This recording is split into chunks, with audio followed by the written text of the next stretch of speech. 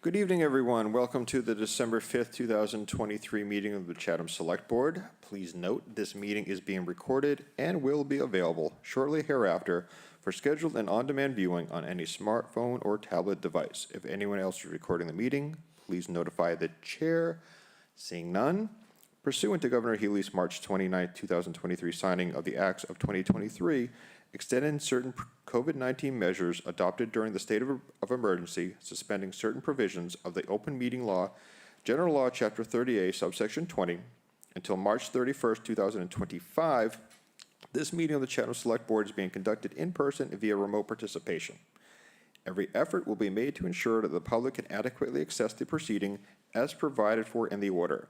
A reminder that persons who would like to listen to the meeting while in progress may do so by calling the phone number 1-508-945-4410, conference ID 203-386-491#, or join the meeting online via Microsoft Teams through the link in the posted agenda. While this is a live broadcast and simulcast on Chatham TV, which is now Xfinity Channel 8 and 1070, despite our best efforts, we may not be able to provide real-time access. We will post a record of this meeting on the town's website as soon as possible. First action of the evening is a roll call of the members. Select Board Member Shell. Present. Select Board Member Dykens. Present. Select Board Member Davis. Present. Select Board Member DeCastro, I believe, is online. I don't think he's arrived yet. He's not online yet, soon to be. And Select Board Member Metters is present. So we will open the meeting with the approval of minutes for November 28th, 2023. I'll accept the motion. Move the minutes. Do I hear a second? Second. Corrections, omissions, Mike. Yeah, I have a few. I'm going to try to distinguish between the nits and typos that I've shared with Kathy and just identify the ones that they're all really fairly insignificant, but I'll identify the ones that have potentially some substantive significance. The first of those is on page 7 in paragraph D. If you count up from the bottom 3 lines, the line that begins containers, I've changed the word however to but. And in the next line, I've put a period after the word arrest and struck the word but and inserted it was noted there are. Continuing on. In the next paragraph, second line, I've struck the word completely and struck the word in at the end of the line and inserted the word in. And then in the last line, inserted the word complete between boards and discretion. So it reads, are approved in the board's complete discretion. Page 9. In the second paragraph under item 4, Chatham the ThreadWorks paragraph, in the first line I have inserted between the words business and B the words applicant must. So it reads, a representative from the business applicant must be present. On page 11, in the penultimate paragraph that begins, the applicant questioned how the Rotary's request. In the second line, I have struck the words as long as, and I've inserted the following language, that it was not different so long as the Rotary complies with. So that sentence will read, beginning, Chief Anderson said that it was not different so long as the Rotary complies with the same requirements, and then strike are met. And then at the end of that line, I can't see that word, I think it's or, between lot and the, insert the word and. And then in the next line, the first 3 words, it was not different, insert complied with. Page 12, they're all in the second paragraph from the top. Second line, this is a nit typo. The word libel should be liable. Next line, strike the word and insert but. And then in the last line, strike and insert in which case they, strike would and insert might. So it reads, in which case they might be responsible. Page 15, second paragraph. There were two opinions of town council, so I make in the top line, make the word opinion, opinions, and then strike was and insert were. And then at the end of that line, strike it and insert they. And then let's identify in second line, identify the property where it says has control of the stepping stones property. And at the end of that paragraph, I want to insert this language, but with the flexibility to delegate administration of the process to the AHT. Going down 1, 2, 3, 4 paragraphs, the paragraph that begins, it was discussed. In the second line, I think the first request should be responses to a request for proposals. And then in the next line, next two lines, I want to strike the phrase allows the select board to engage in, and just say, and may allow for a dialogue with a developer. And then in the last paragraph, 3 lines up from the bottom, over on the right, there's a however that I want to change to but. Sorry about this. Page 16. And these are parallel changes. In the paragraph that begins Rick Levitt, which is about the fourth full paragraph down, Rick Levitt is the clerk of the AHT. And then just to be clear that he was the one who stated it, I want to change the word but to who noted he was speaking as a private citizen. And then the same change in the next paragraph, David Oppenheim, member of the AHT, who noted he was speaking as a private citizen. And then down below, the Carolyn McClellan paragraph, same change. Strike but and insert who noted she was, and then speaking as a private citizen. Page 17, I'm almost done. Paragraph F. Second paragraph, Clerk Dyken's paragraph, second sentence where it says it was confusing. Let's say there was confusion as to how and why it was erected. And then in the last line, where it says could be, I've forgotten what, I can't see what that word is, but I want to strike the last two words, be invoked, I think it is. Strike that and say have been created, could have been created. Page 18, the David Oppenheim paragraph, which is 4 full paragraphs down from the top. Again, same change, who noted he was speaking as a private citizen. Penultimate paragraph, Chair Metters noted that Tom Clark, strike withdrew, had, and insert had withdrawn. Page 19, top line, strike discussed and insert the word stated. And then I'll defer to the group here. We may want in the item at the bottom, Zoning Board of Appeals, note that Mr. Shearer withdrew his candidacy for the Zoning Board of Appeals. That's all. Sorry about that. Thank you. Additional? Shereen?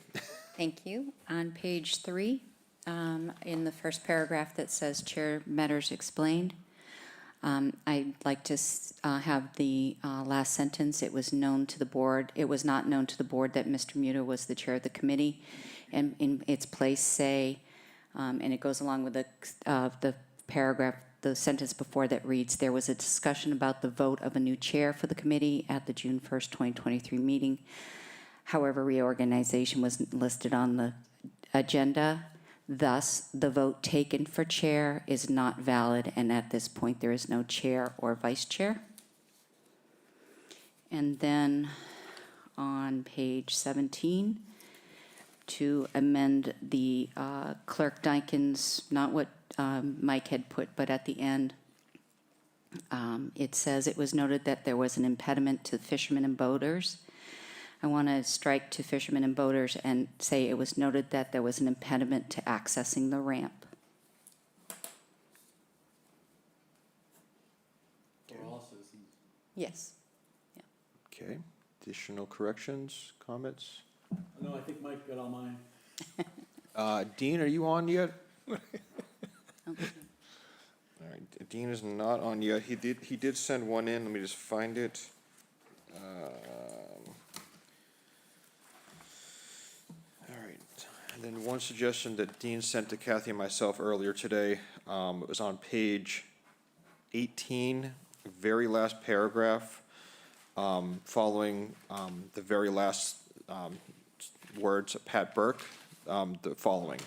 Recommending that the composition of the COA board remain at 7. That is his recommendation. I'm sorry, Page 18, yeah, got it. Oh, very last line, very last paragraph, following Oh, okay. Pat Burke. recommend, okay. Yep. That's fine. Okay, Yeah.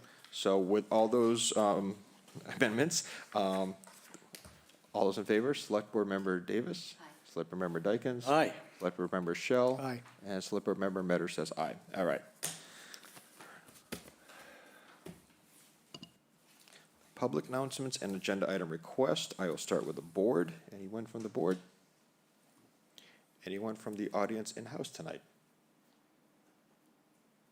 Anyone online? No, no one. All right, moving right along. Public hearing, consider placement of new traffic signs. If I would ask the clerk to read the public hearing notice, please. Okay, Mr. Chairman, the Chatham Select Board will hold a public hearing on Tuesday, December 5th, 2023, at 5:30 PM in the large meeting room at the Town Office Annex, 261 George Ryder Road, to consider the placement of new traffic signs. No parking sign north side of Barcliff Avenue from Old Harbor Road to Hitching Post Road. Stop signs and bars, Morris Island Road southbound at intersection with Little Beach Road and Windmill Lane. Stop signs and bars, Park Avenue at the intersection with Lakeview Avenue. Stop signs and bars, Riverview Drive 2 at the intersection with Chipping Stone Road. The signs are of standard size and style and recommended to the board by the Traffic Safety Committee. All interested parties are encouraged to participate, sign the Select Board. Thank you very much. Mrs. Craig, are you presenting tonight, I believe? Good evening. Good evening. Joan Craig, Chair of the Traffic Safety Committee. Lieutenant Goddard is unable to present this evening, so I'm here in his place, but for the recommendations by the Traffic Safety Committee. First off, if it's all right with you, we'll talk about the no parking signs. The Traffic Safety Committee voted 4-0 to recommend the installation of no parking signs on the north side only of Barcliff Ave from Old Harbor Road to Hitching Post Road. This request was made in response to a request citing traffic restrictions caused by vehicles parked vehicles parking on prohibiting parking on the north side of the street only. I'm sorry, I'm reading this incorrectly. Do you have a copy of this piece that I received? Yes, Thank yes. you. One of the reasons this was brought up, it was not by someone who lives on the street, but who frequents it. And at times, especially as we know during the summer months, There is parking on both sides of that street, along with pedestrians and bicyclists. For these reasons, the individual asked that we look at this and perhaps consider recommending to you one side of the street as no parking, and that's what we've done. I thought we did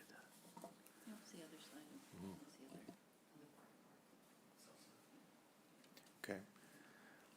Do you want me to continue or Sure. just go Do- one do- at do a your time? do your full presentation, and then we can go into the public comments. Sure. Please.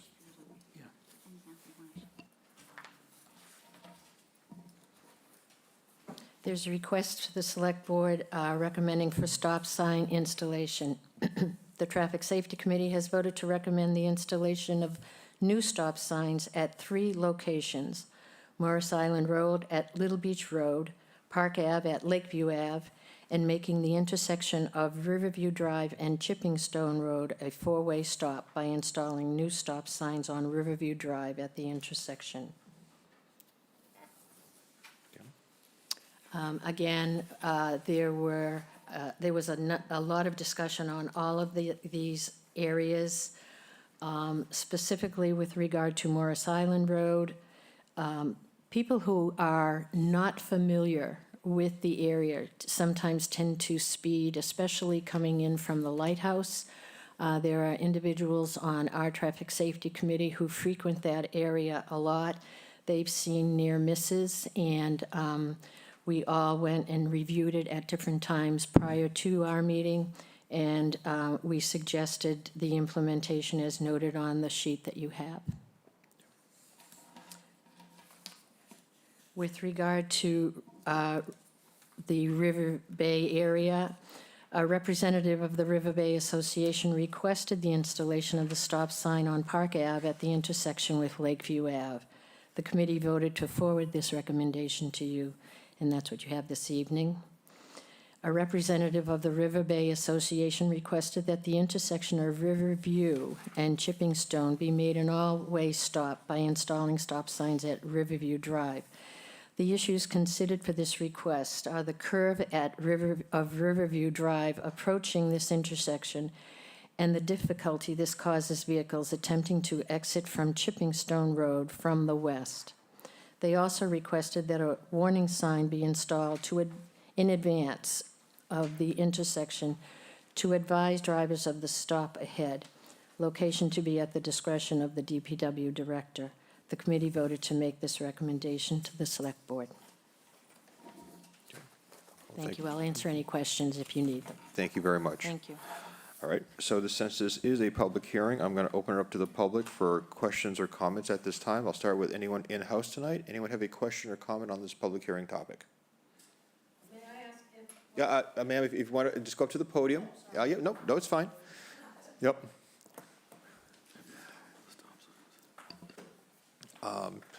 Step up to the podium, introduce yourself, and then direct the question to the board, and we can... Okay. My name's Kathy Dedrick, and I live right where the stop sign would go on Morris Island Road.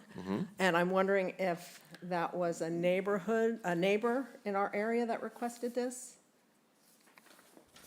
Or is this just came up because people on the committee were? I'll let Ms. Craig.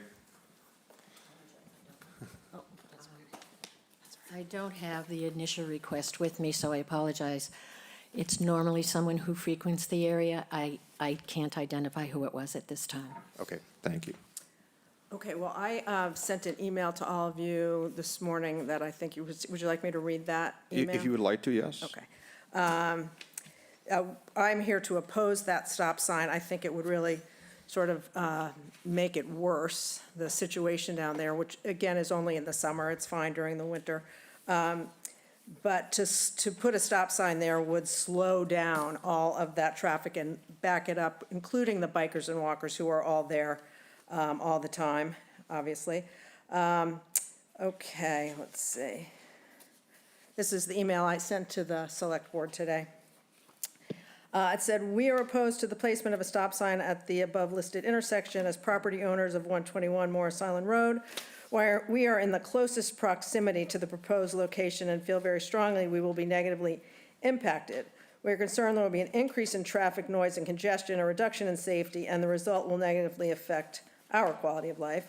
We question the necessity of the stop sign at this location and urge the board to conduct further examination of need, included but not limited to traffic safety, speed mitigation measures, and enforcement in an area property owners survey.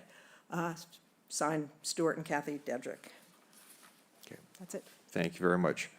Additional questions or comments from the in-house audience? Anyone? And my name is Lorraine Murphy Starr. I live in the same area. I agree it's totally unnecessary, but there is already a stop sign where Morris Island Road and Little Beach and Dune all meet, heading east. It's obstructed by shrubbery, so often people heading east from Morris Island to make the left to continue on Morris Island blow through the stop sign. So I think what would be prudent would be to replace that stop sign so it's visible. And when they get to the stop sign where it's placed, because there's conservation land there, they can't see. So that's why you almost have the near misses. Also, we have flooding on Morris Island Road between Lighthouse and Little Beach, and then I'm just in the Venice at Chatham. That too, we do a one-on-one when it gets flooded, if you're heading either direction, south or north. So if there's a backup, say I'm concerned with the boats coming into Outermost Harbor, so we're gonna have backup of the boats and the trailers, construction people. I think if the other stop sign that's already there, and there's already one at Little Beach, that it would help prevent people barreling through. Because what happens is that people are just going at the same time because they can't see the stop sign already there. I think it would be dangerous. All right. We'd have a backup all the way to the lighthouse. And you know me, I want a stop sign at Bridge Street where the lighthouse is. I presented that. All right. But thank you. Thank you for your comments. Anyone else in-house? Yep. Yes.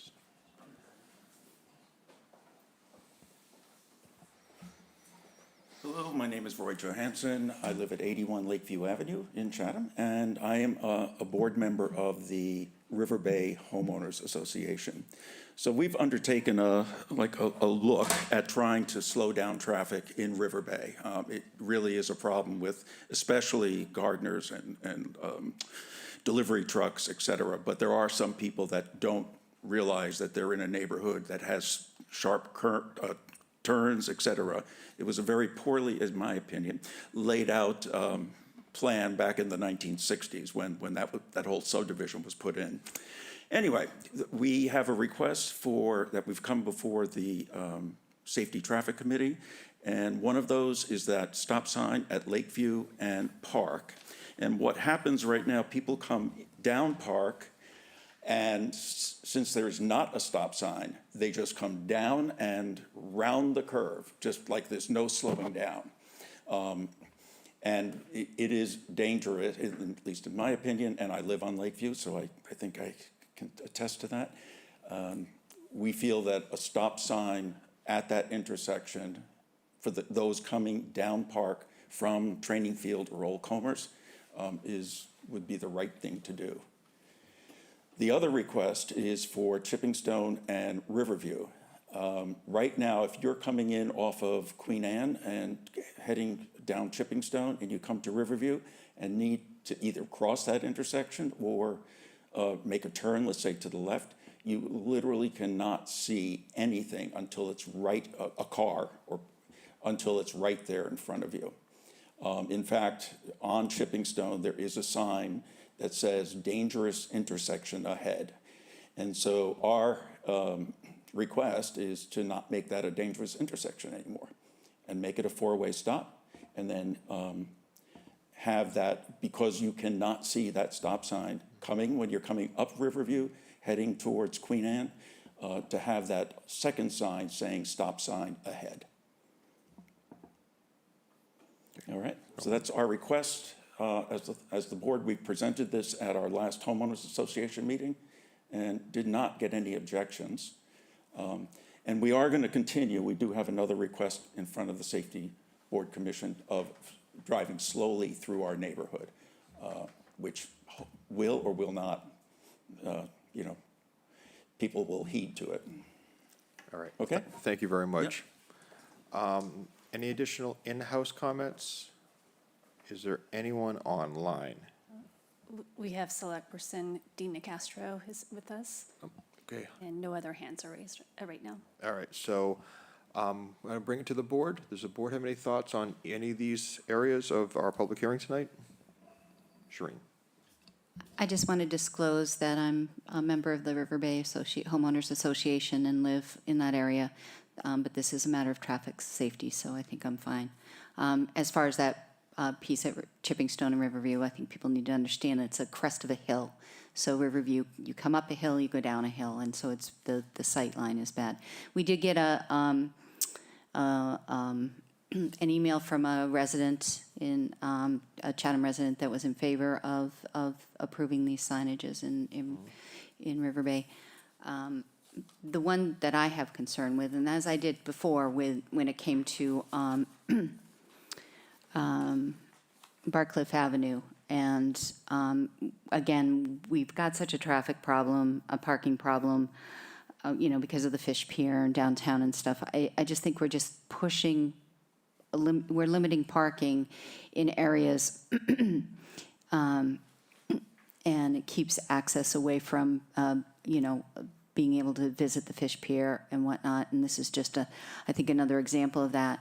If we do approve the Barcliff Avenue, I'd like to keep it temporary as we go through the parking, our parking study process, and hope that we'll keep an open mind that we'll be able to open up some of this parking later on if we have like a shuttle service or other off-site parking available. As far as the Morris Island piece is concerned, I was in favor of approving it, but it sounds like there might be some legitimate argument to improve the signage already existing and see if that might be a better way to go. But that's my thoughts. All right, thank you. Jeff? Thank you, Mr. Chairman. Yeah, I'm in favor of the improvements for the stop signs in River Bay, and I echo Select Person Davis's opinion on the other one that we're at least considering this evening, which is down by the lighthouse, I do believe, Little Beach area, Morris Island.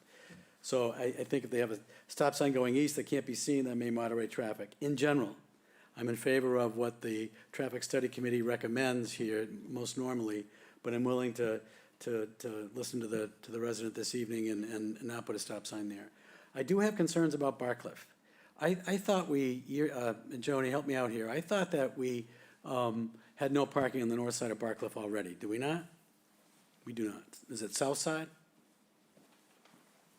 I thought we did that last year. No, we have no parking on Barcliff closest to the fish pier. We're talking hitching post down, heading towards Tipcart. So this is the whole north side of When Barcliff? you go through the stop sign, back onto the road, heading towards Tipcart, they're talking about the right side. So I'm at the fish pier, and I go across the street and I'm on Barcliff. And that's no parking right there. Right. But then you keep going to the stop sign that crosses over, what's the road? Old Harbor. Got it. Thank you, Okay. crosses over Old Harbor. Okay. So that's the request. When you cross over, there's parking on both sides of that part of Barcliff. And that was an issue last summer? Correct. Well, all we're doing is creating other parking problems elsewhere, as you well know, Joni, because you I serve do on know the that. parking study Yes. committee. I am not in favor of doing that. I'm sorry, I'm not. Mike? Yeah, Barcliff is tough for me, and we've heard what we've heard. I don't know that I can add anything to it. The question I have, for all of these, there is some controversy, particularly, which we've heard with respect to Morris Island. Were the concerns that were expressed here tonight, were they in front of the Traffic Safety Committee when it made its decision? That's question number one. And then more generally, I would, like Jeff just said, by and large, I am inclined to take the recommendation of the Traffic Safety Committee as representing superior expertise and entitled to deference.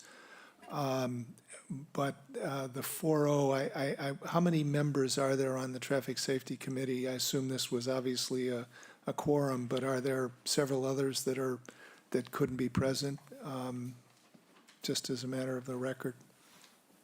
We have 5 members on our committee. 1 member was absent that night. And the concerns that have been expressed tonight, were they in front of the committee? Did the committee have a chance to take those into account? Yes, we get And- the agenda ahead of time, and what usually happens, I would say almost always happens, the committee takes the agenda, goes to the sites that are at issue, and then we discuss it at our meetings with individuals who have brought up the request. Quite often, someone may not show up at our meeting. We may discuss it, and if we feel very strongly that it should come before you, we might vote on it then, or we will table it until the individual or individuals can attend the meeting. But I'm specifically asking whether the Dedricks had a chance to present to the Traffic Safety Committee. The Traffic Safety Committee has our items and our agendas posted just like the Select Board do. So anyone can present. We don't send out our agenda to neighborhoods. We don't send out our agenda to specific individuals who might be impacted by a stop sign. So I'm going to take that as a no, and which is fine. I understand the issue. Right. I'll ask you what you'll probably think is an unfair question, but do you think that had you had the considerations that were expressed in the Dedrick letter in front of you, that might have influenced the decision? We discuss it, it's my understanding, and I apologize to Mrs. Dedrick that I didn't know. I believe it was another neighbor. I don't know if it was a full-time neighbor or a part-time neighbor, but I believe it came from someone in the neighborhood expressing their concern, especially in the summertime. Okay, I appreciate that, and that's also understandable. What I'm really focused on is the point that's been brought up, the obstruction that prevents clear sight of the existing stop sign, and whether addressing that problem might alleviate the need for another stop sign. I think we still felt that safety is our main factor, and that we felt that, and having it as we presented it on the map to you was the best safety issue to bring before you. What we do also say at our meetings is these are just recommendations. Quite often, as you know, they're not always positive to the community, which is a tough thing for us, and we realize that. And we realize also, as was mentioned by other members of your board, that we do tend to continually push out. Where is the parking going to go? Where are the stop signs going to stop? But we felt strongly that this was a legitimate issue that should be addressed. It is my thought, and I apologize because I only found out last minute that I would be presenting. It was my understanding that we also spoke with the DPW director about perhaps some lines on some of those other areas in the Morris Island area, not that road particularly, but that might showcase to others coming down into the area that there is an intersection coming, lines on the street, the bars on the street. I have to set aside this too, because we have received some other negative letters from others about speed bumps. A line is a line, not a speed bump. When we talk about the bar, it is a painted line. It is not a speed bump. So I wanted to clarify that with regard to a previous letter we received too. Thank you. I appreciate your attention. All right. I know Dean's on. I'm just going to make my comments just for the record. So, Barcliff is the same conversation we've had before. We're going to keep pushing the problem. You know, we have a parking issue. Big surprise. And to act on this as requested, it's just going to keep pushing the problem down. I don't want to do it temporarily. I want to go through all the efforts of our traffic, study and inventory and everything, and let's come up with a longer, wider, broader, comprehensive solution.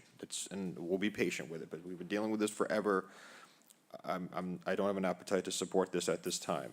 And I do appreciate this Traffic Safety Committee, their efforts. I mean, they're trying to be good stewards to the town, agents, and they bring recommendations that may not be well received by the board sometimes, but they're doing, a very good job going through the motions, process and reach out, and I think they do put 100% effort into it, and it's tough kind of coming before us and then having all these letters coming secondary. So I do thank them very much. Now that I've complimented a little bit, the Morris Island area, frankly, I would almost like to kick that back to this committee. I think there's some further discussions, some compromises that may or may not be able to work out. I don't want to shut it down tonight. I would be less inclined to vote for it tonight, but I do think there is some merit there, maybe some changes or maybe some compromises that may be viable. So I'd like to see them have some further discussions and bring it back to us. That would be my opinion. That would be my preference, to see if we can work something out, because I don't want to totally dismiss that idea. And over on, Chipping Stone Riverview Road, I don't have any major concerns about that. Having the four-way intersection, I think, has worked out fine in other areas of town. So, I don't have any major red flags as far as supporting something like that. So, 3 different topics, 3 different opinions, but those are just my thoughts. So, Dean, you were online? Yeah, thank you, Mr. Chairman. First, let the record show that I joined the meeting at 5:55 p.m. I do want to say first, I support the recommendations of the committee with respect to River Bay, Park Avenue, Riverview Drive, for the reasons that have been expressed. I did have a couple of questions for Joan, but first, with respect to Barcliff Avenue, we did receive an email in opposition to this from Mr. George. That should be entered into the record of the hearing. Lieutenant Goddard or the Chatham PD generally agree with the recommendations for Barcliff Avenue and Morris Island Road?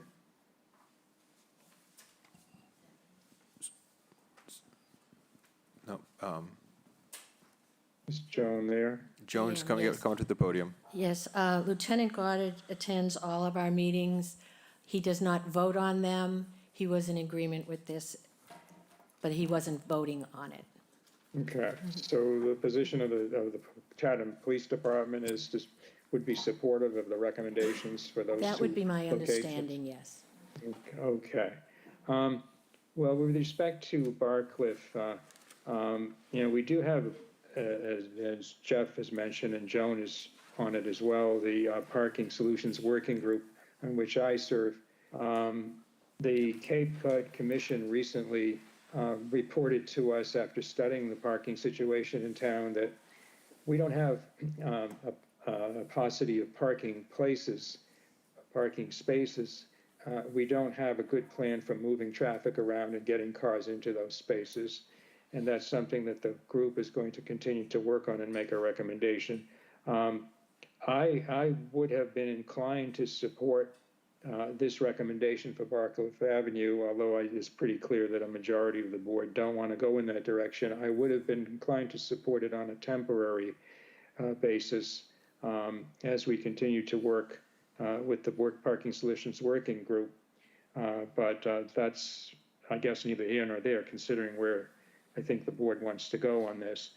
With respect to Morris Island Road, I agree with what the chair has suggested, that this should probably be referred back to the committee for further consideration in light of the opposition that has been expressed this evening, which was not, I guess, available to the committee at the time. And I understand that this committee has no obligation, and there's really no feasible way for them to notify residents and abutters every time they're in a neighborhood. It's not like a zoning or planning situation where there's a particular parcel of land and you have a finite list of people to notify. But I think it would probably be worthwhile, especially given what was said about the existing stop sign and the lack of visibility there, whether that can be cleaned up. So my suggestion would be that on Morris Island, that be referred back to the committee for reconsideration.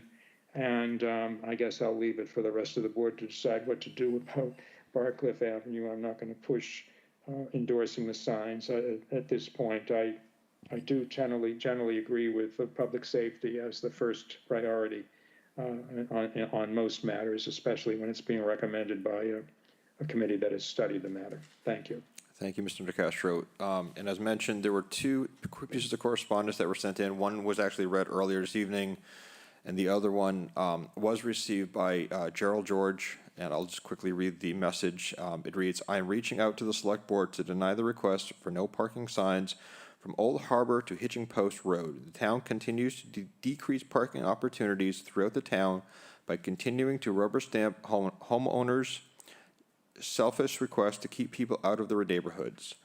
The last several years have resulted in a forest of no parking signs in a more affluent neighborhoods. This might be the goal of those residing in the area, but presents a very unwelcoming message to our summer visitors and is extremely detrimental to tourism. The town is creating a precedent allowing the influential to push the board around at the expense of all. So, we've had some public comments. We've had two pieces of correspondence brought into the record. We have three very different areas. Thoughts and final board from the board, or would anyone be so daring just to make a motion? Mr. Chairman, I move to approve the installation of a stop sign on Park Ave at the intersection with Lakeview Avenue. Second. Second, okay. Further discussion? All those in favor? Select Board Member Shell. Aye. Select Board Member Dykens. Aye. Select Board Member Davis. Aye. Select Board Member DeCastro. Aye. And Select Board Member Metters says aye. Mr. Chairman, I move that we approve the request that stop signs be placed at the intersection of Riverview and Chippingstone, be made an all-way stop by installing stop signs on Riverview Drive. And you want to add the warning sign for the stop sign on Riverview, I think it is.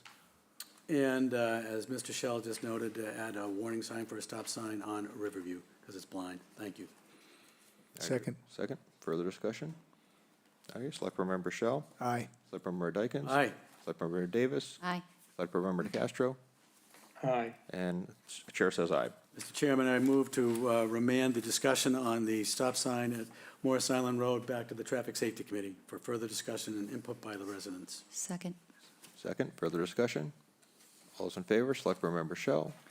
I'm going to vote aye, although I think, I want to note for the record that I thought the Traffic Safety Committee Chair's response on the considerations that I think are the reason we're remanding was satisfactory to me, but I'll go along with the recommendation.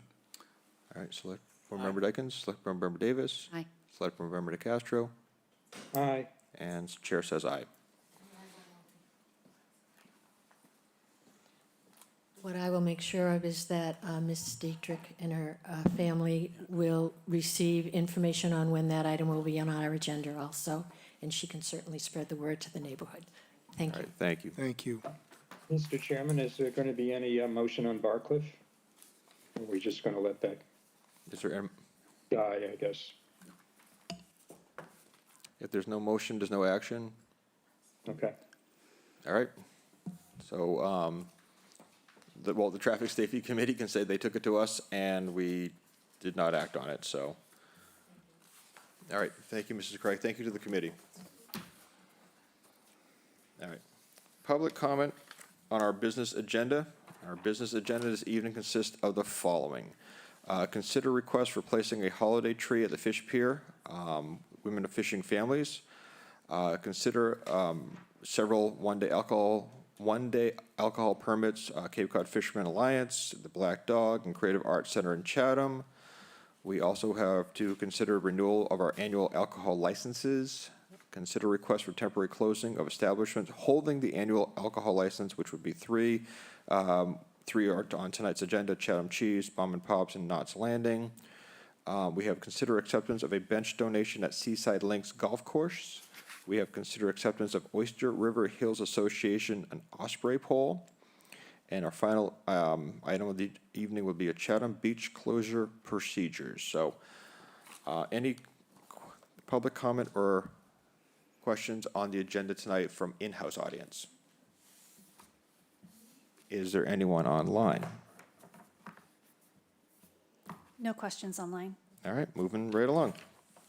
First item on our business agenda, consider request for placing a holiday tree at the Fish Pier Women of Fishing Families. Mr. Chair, I will recuse myself from this. Okay, absolutely.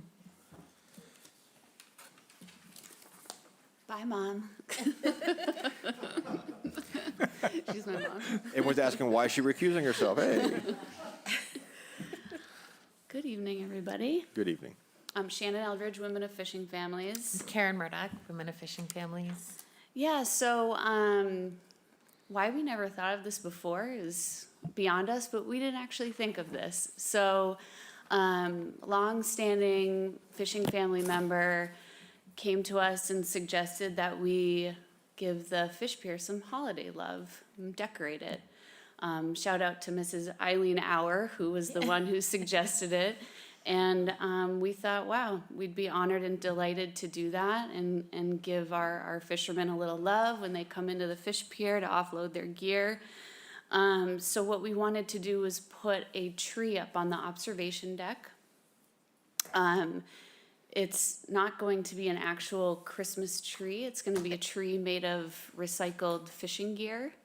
And we've worked with some of our trusted fishing guys that know the fish pier very well to help us figure out a way to secure it and make sure it's weather resistant, I guess. And we also plan on putting solar lights around it so we don't have to plug in or worry about electricity or fires or anything like that with Christmas lights. I know the Garden Club generously decorates a tree up by the monument every year, so we thought we'd spread it out a little bit and put it down on the observation deck. And then our hope is to invite community members to add ornaments that represent their families or something that that makes them think of fishing to honor our heritage here. So that's what we're doing. We hope to do. Great, well, thank you very much. Questions from the board? Jeff? Shannon and Karen, what color lights? Whatever you want.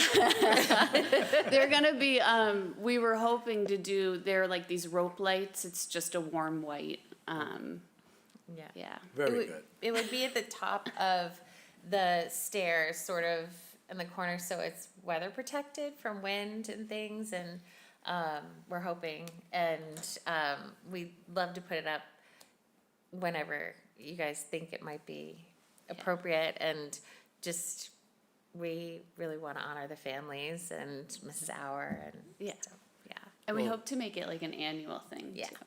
we'd love to. Well, good shout out to Eileen, that's great. Yeah. Okay, any additional comments from the board?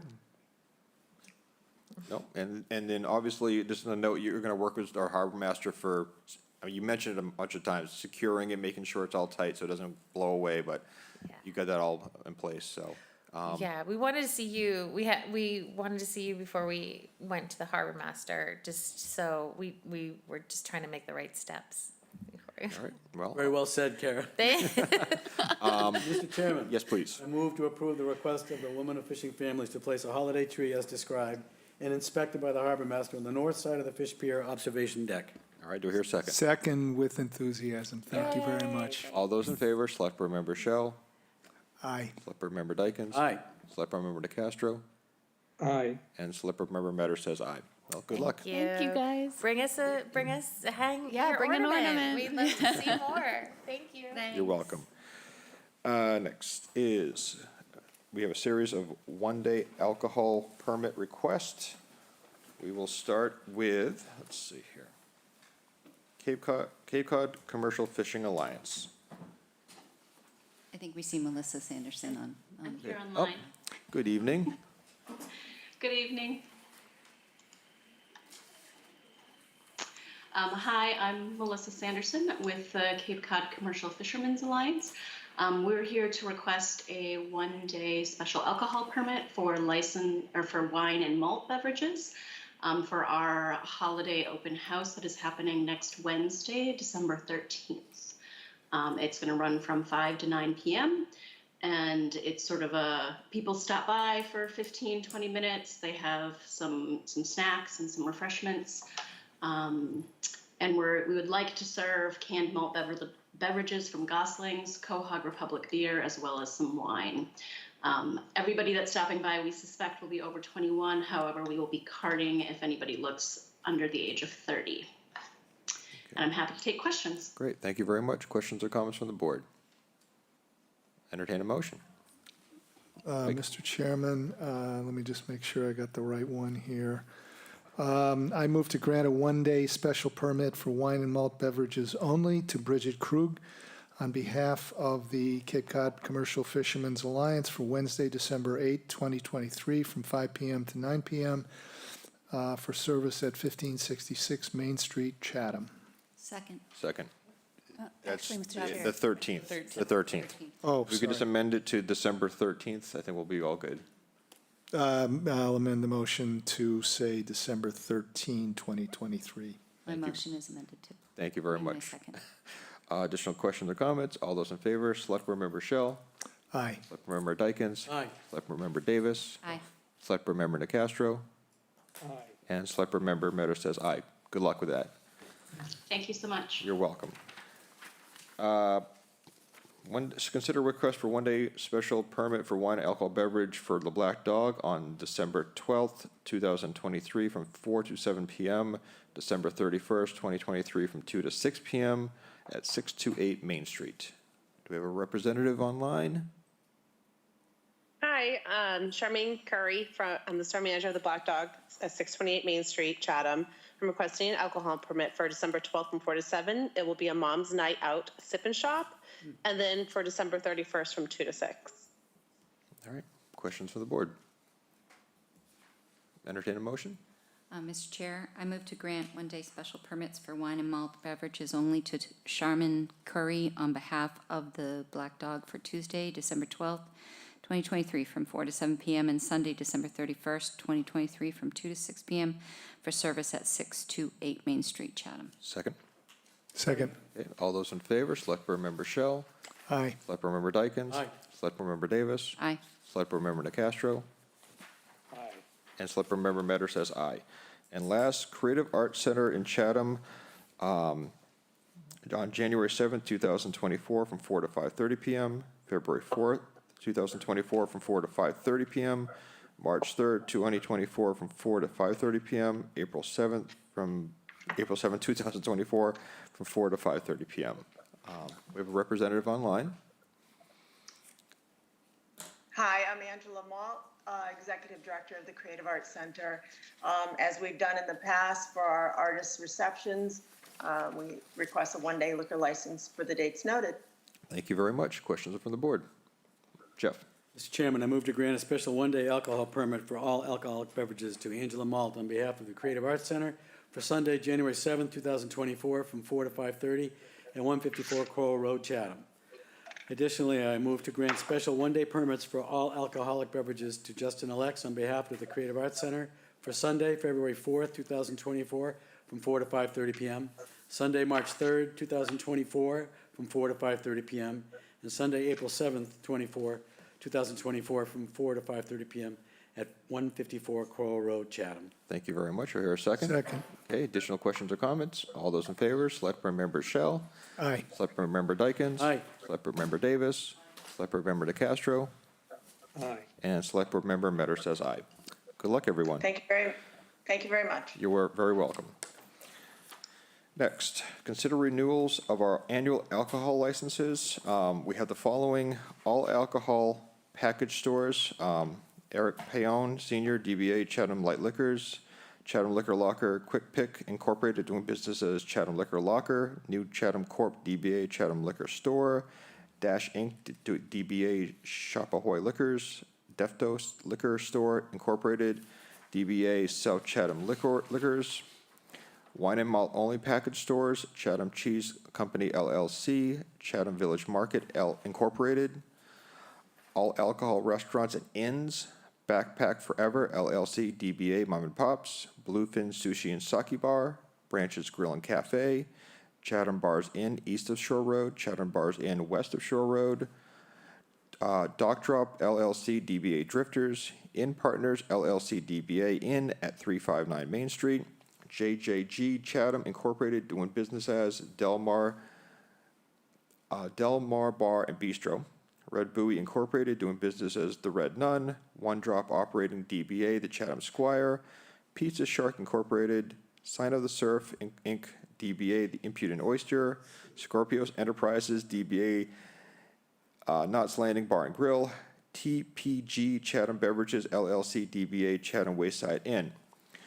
Wine and Malt Only Restaurant and Inns, Captain's House Operating LLC, DBA Chatham House Inn, Chatham Filling Station LLC, DBA Chatham Filling Station, Hangar B LLC, South Chatham Seafood LLC, DBA Chatham Fish and Lobster, All Alcohol Club, Chatham Dramatic Guild Incorporated, Eastwood Ho Country Club Incorporated, All Alcohol Veterans Club, Brown James Buck Memorial Association, Inc.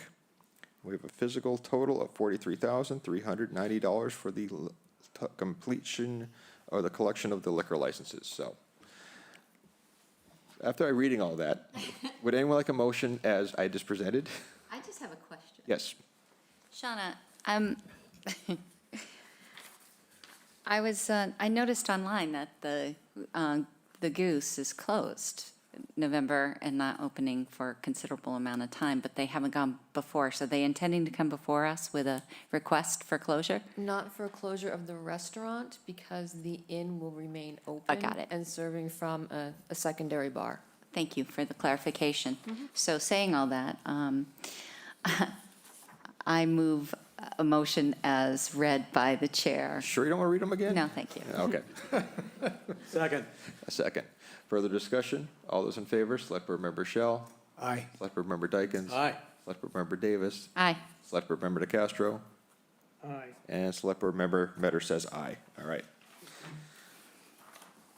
Consider request for temporary closing of establishment holding annual alcohol licenses. We have Chatham Cheese from January 1st, 2024 to March 15th, 2024. Mom and Pops from February 15th, 2024 to March 15th, 2024. And Knott's Landing Bar and Grill from March 17th, 2024 to April 14th, 2020. Should be 23, not 20. Should be 24. 24. Right. Type up. Questions or comments from the board? Mr. Chair, I move to approve the temporary closings as just enumerated by yourself. Do I hear a second? Second. Further discussion? I just want to note that the licensee can close for more than 2 weeks annually without, yeah. They can close for up to 2 weeks at a time without permission. And some of these are a little longer than 2 Yes. weeks. But understanding the seasonality of Chatham and also people need a break because they don't have a lot of employees, I can see that this is fine, and I'm fine with that. Yeah, and just to note, some of these, we don't have we don't have seasonal licenses available. Right, exactly. Because they don't exist, so, yes. All right, so we have a motion? Second? We did, I Yeah. made a Motion motion. second. I All those just in wanted to make favor? the comment, yeah. Select Board Member Shell. Aye. Select Board Member Dyken. Aye. Select Board Member Davis. Aye. Select Board Member Nacastro. Aye. And Select Board Member Metter says aye. Thank you. Thank you very much. Next, consider acceptance of bench donation at Seaside Links Golf Course. Amy Howell, I believe maybe, online? She's online. She's online? Amy, how are you doing tonight?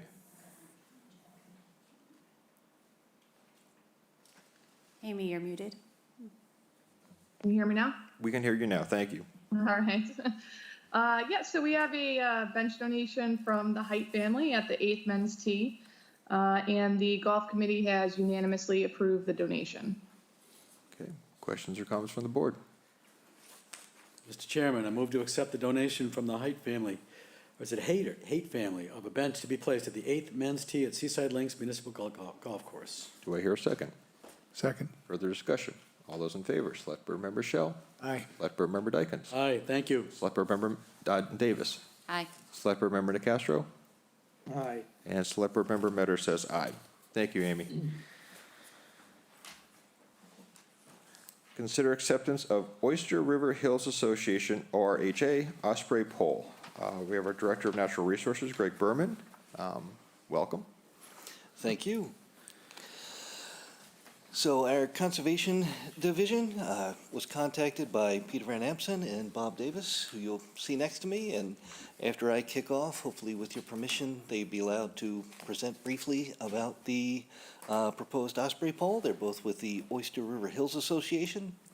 Proposed construction would be in this fall and winter, hopefully for the upcoming season. Let's see, we are proposing an educational sign, and the pole-mounted nesting platform would be overseen by our Conservation Division. Staff recommendation is to recommend that the Select Board approve the installation of the nesting platform and educational sign.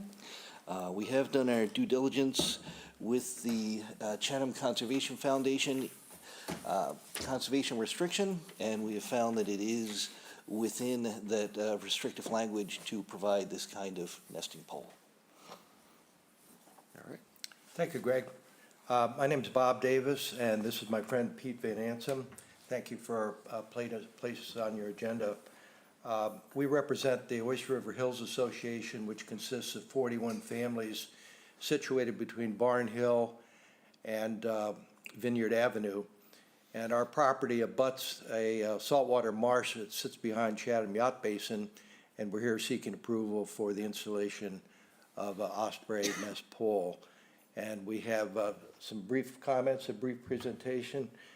But before doing that, I would like to thank Conservation, specifically Paul Whiteman, who was instrumental in getting us through all the paperwork and applications, so thank you. He can't be here, but again, we want to thank him publicly. Thanks, Bob. So I'll try to keep this short and sweet. So basically, we're putting up an osprey nest pole. It's a structure that's going to live in the marsh. The address is on the east end of Zero Valley Road, which happens to be town property. That's why we're here. It will be installed by volunteers and an expert installer, a gentleman named Chris Waltz. Chris, although he is an employee and works for the Audubon Society, is not doing this as a, he's doing it as a sideline. I just want to emphasize that. Our goal is actually to install it shortly after we get approval. Hopefully we will.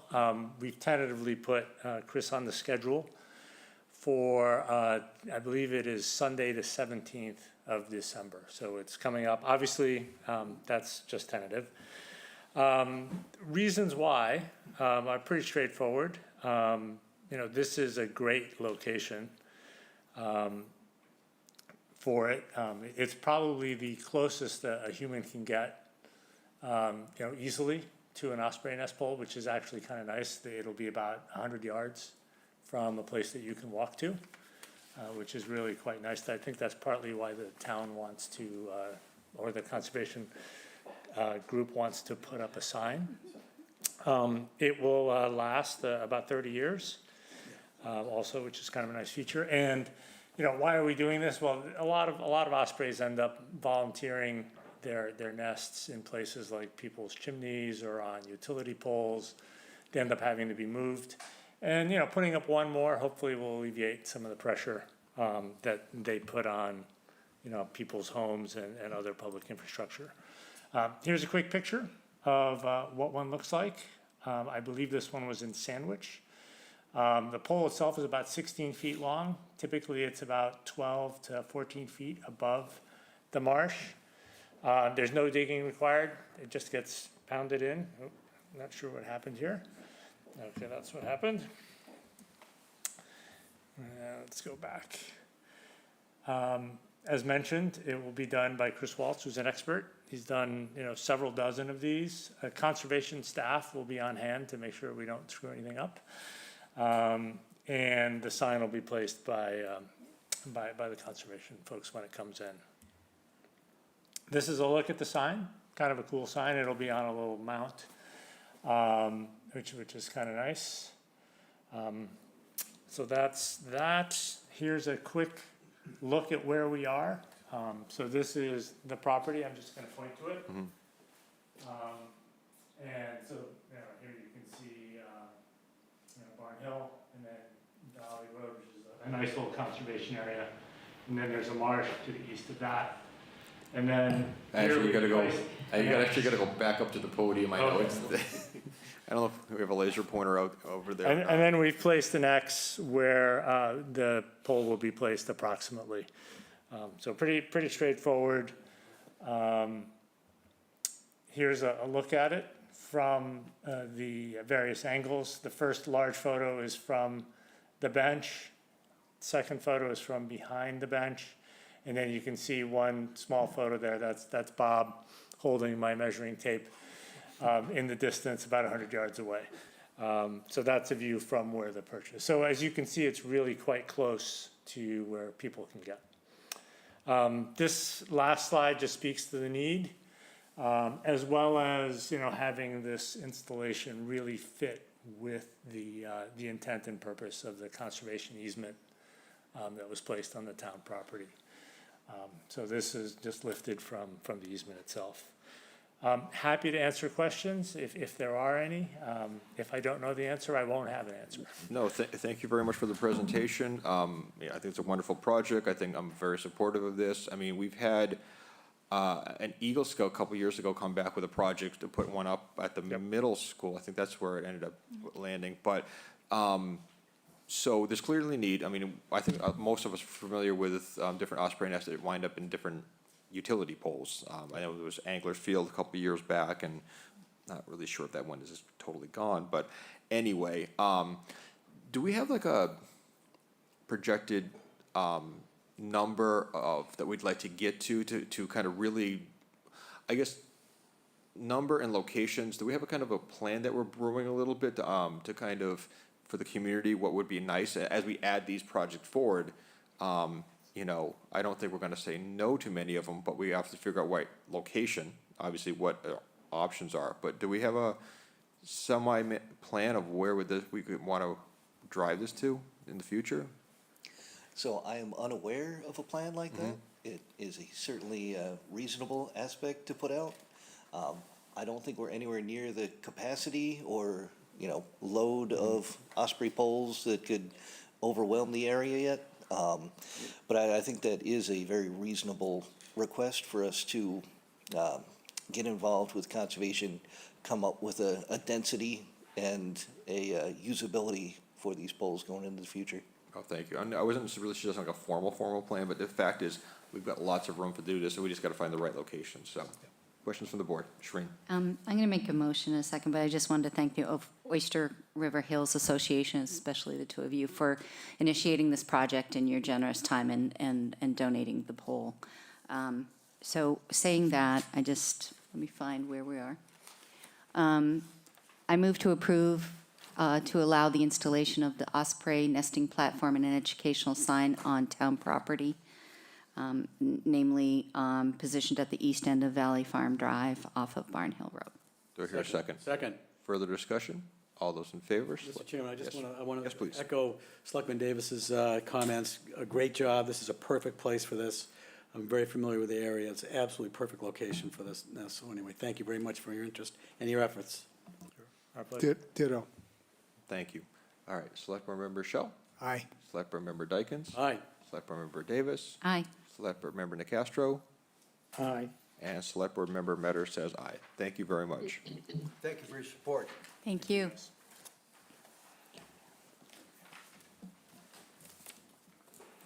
last on our agenda, Chatham Beach closure procedures. This is agenda request from Select Board Member Dykens. We have our health agent Judith Giorgio. Good evening. Hi, thank you for having me. You have before you in your packet a standard operating procedure that was put together by Health and Environment, or Natural Resources and Health Division, and Community Services, Recreation and Beaches. This was done in response to a communication snafu last summer in regards to the closure of beaches based on water quality testing. We expanded the SOP to include other items, which is, let me go to that page, which would include surf conditions, sharks, sea life issues, and inclement weather, such as hurricanes and tornadoes. I'd be happy to answer any of your questions. Selectman Dykens. Thank you, Judith.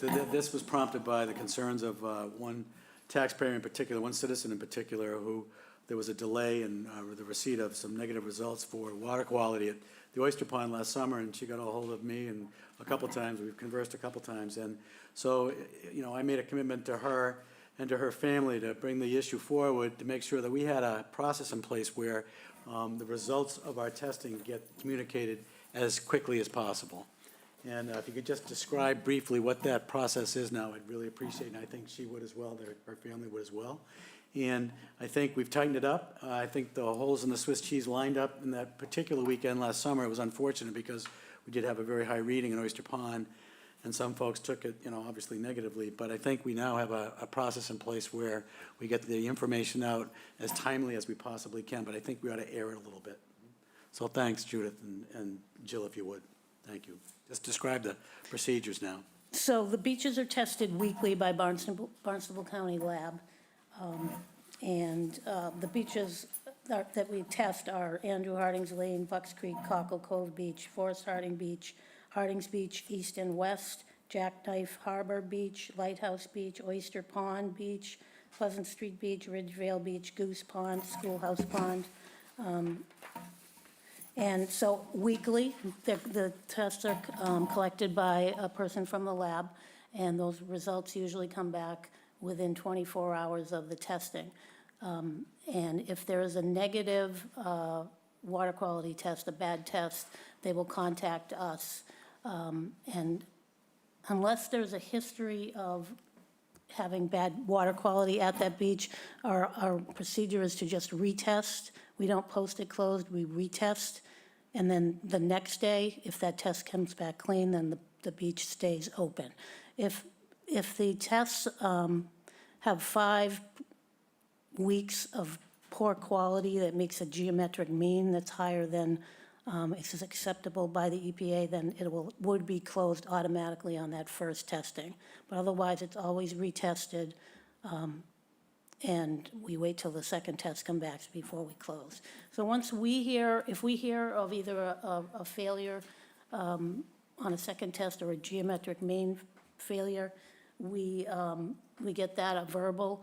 And in the past, it's been myself or someone from my department has gone out and posted the beach, reported it to the state, and put up the signs at the beaches and put up a press release.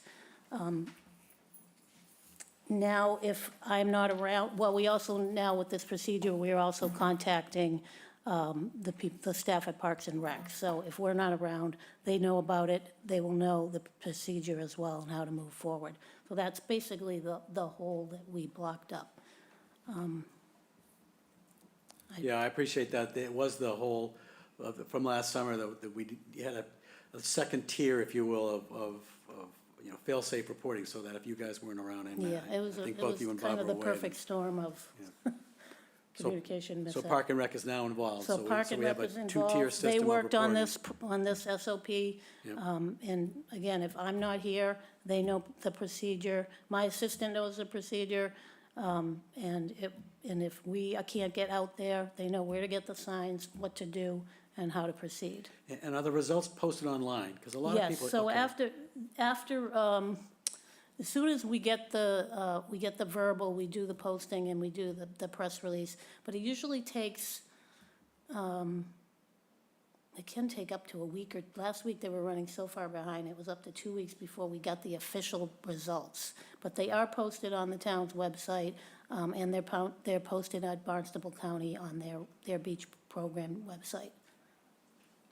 All right, Shereen. Thank you, Judith, for the information, and I think, you know, like the delay in getting the test results seems to be still a little problematic. And I think last year, I think I might have mentioned to you, Jill, that I had seen signs at other communities that said, at more vulnerable beach areas, that there'd be like a light board sign that would say something like, in the event of heavy rains, there may be higher levels of bacteria and, you know, in the water, just as a pre-warning to people to get a heads up if they're not thinking and, you know, on vacation, not really thinking that might be a problem.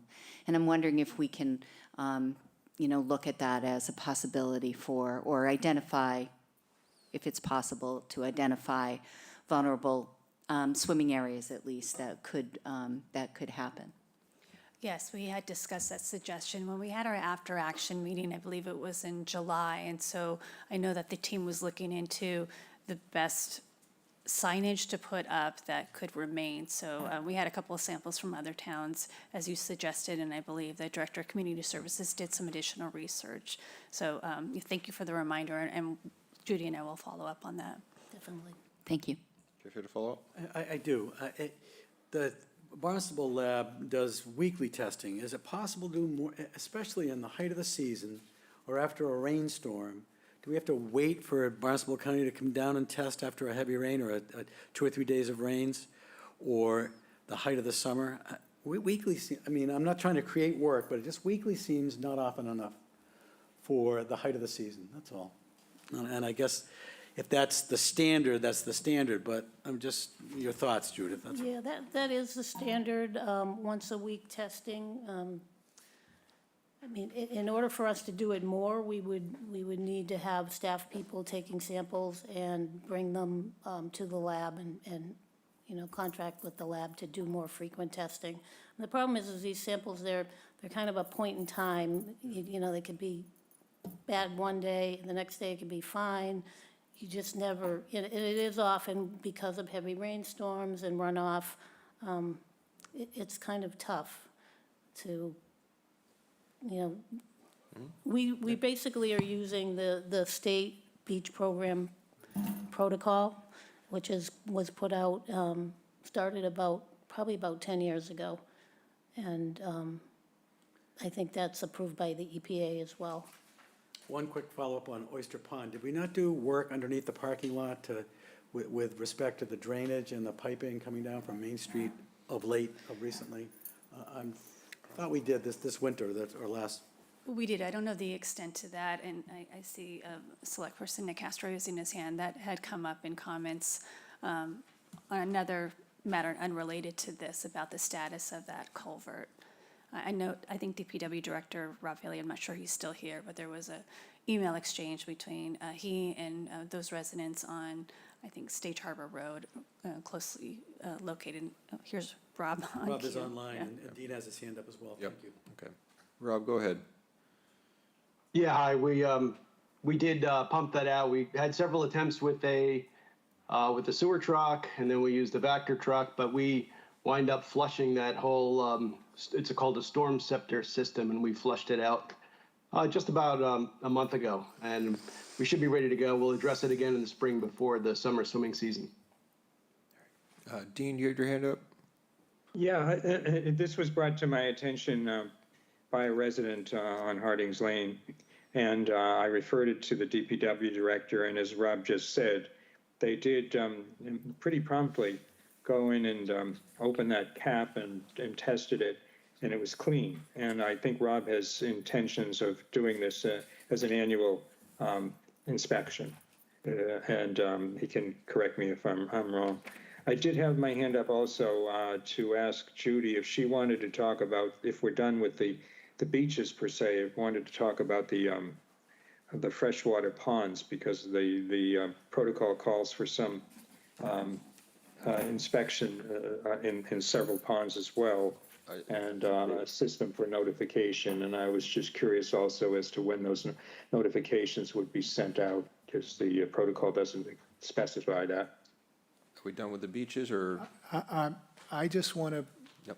and maybe I just didn't hear it properly, but I want, when you responded to Jeff's question about the tiers for making sure that somebody is available when somebody else isn't available, I thought I heard you responding more to the question of getting a notice of closure out. My recollection from last summer was that the slip between the cup and the lip occurred in getting the results from the Barnstable. So I just want to clarify that you have the same tiers of responsibility for absences for getting responses from the on testing from the commission as well. Yes, last year, after that initial issue, we were all put on the same email chain with the results, so the results come to myself, Parks and other staff in my department, and Parks and Rec, and Jill. So it goes out there, the results on multiple levels, so we're all Okay. in contact and can say, I'm going out right now to post a sign, or if I'm not available, someone else would step up. Okay, thank you. And now to freshwater ponds. So I think you're discussing the cyanobacteria harmful algal blooms program. That is actually a program that's run by the APCC, the Association for the Preservation of Cape Cod. We are part of a program with them, and they test Goose Pond, Schoolhouse Pond, let's see, and what's the other pond? White Pond, yes. White Pond. And that is bi-weekly testing. They have a monitoring protocol that they use, and if they see something that's concerning, that they see toxins building up in the water and they're concerned about it, they notify us, and we go out and take a look and see if there's any visible cyanobacteria scum. We have a procedure that is based on DEP, and it's a visible cyanobacteria, a cell count of 70,000 cells per milliliter, or a toxin, microcystin toxin of 8 milligrams per liter. So if we don't see a mat, a greenish mat that we're familiar with of concern, we may take a sample. I believe APCC also takes a separate sample to send to the lab if they're concerned. So that's the Barnstable County Lab. They've, in the past 2 years, have purchased all the proper equipment to do this type of testing that in the past they had not been able to do. So they'll run the tests, and if they see toxins building up, they will let us know, and there's different levels of concern, potential for concern, or use restrictions, or concern just for pets using the water, and we will go out and post those in those ponds. And in ponds that aren't tested by APCC, we sometimes will get calls, and again, we do the same thing. We'll go out, if we see a visible scum, we'll put the signs up, we'll take a sample, and we'll send it to the Barnstable County Lab and proceed in that manner.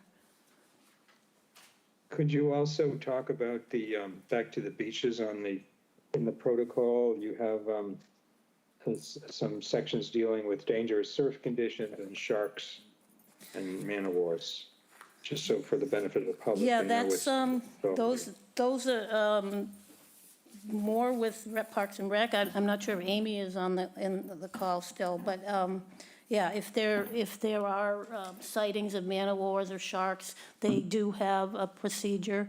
I see Yep, Amy, maybe you could Amy's on, answer yep. that. Yeah, hi.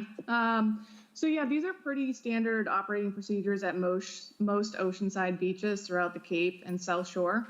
And we utilize a flag system to inform the public of these dangerous conditions, whether it be surf conditions or dangerous marine life. And so the flag systems, we have signage at the beaches that explain what these flags mean if the community would see them flying at our lifeguard chairs or at our gates.